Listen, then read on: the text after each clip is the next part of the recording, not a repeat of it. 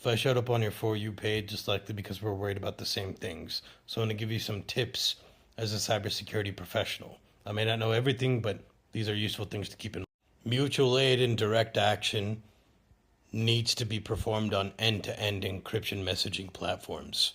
Anyone you know who is interested in maintaining safety of people should be downloading Signal and turn off notification previews, as it was confirmed last year that the government is receiving notification preview information unencrypted from both Apple and Google. Ladies, I need you to delete all period tracking data apps you have, and if you still have any of them installed, start flooding it with false information. See if you could retroactively change the history before you delete your accounts. Stop making this information accessible, and delete any posts that may reference the exact day you had an event.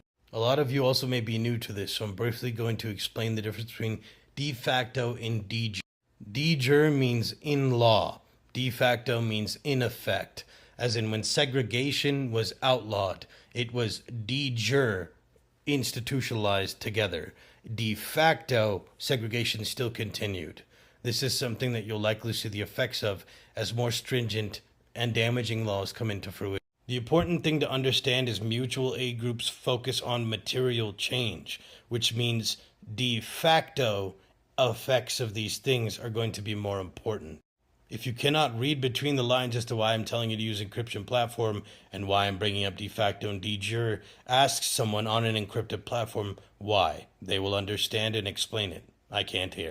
You will find yourself fitting in different layers across this movement. Some of you may want to offer the olive branch and the understanding to our oppressor to help them understand, and that is important and may win us people in this. Others, more like myself, find it difficult to have conversations with the oppressor about why they should care about the oppressed. It is important that we do not harm each other in that effort. Their importance of offering the olive branch should not be mutually exclusive with our effort to hold our oppressor accountable. This is the biggest problem we have with unification, is we find ourselves at odds often with each other when we're all trying to go the same direction. You can disagree with how we implement radical ideas at different layers across the board, but the goal is to not be mutually exclusive and combat each other. We need our Kwame Tures and our James Baldwins as much as we need our MLKs.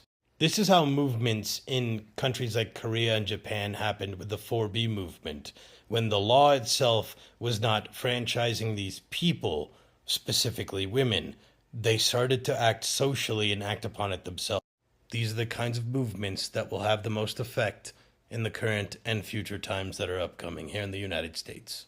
I'd say God help us all, but that retracts from the whole point of saying you and I are the ones who need to help each other.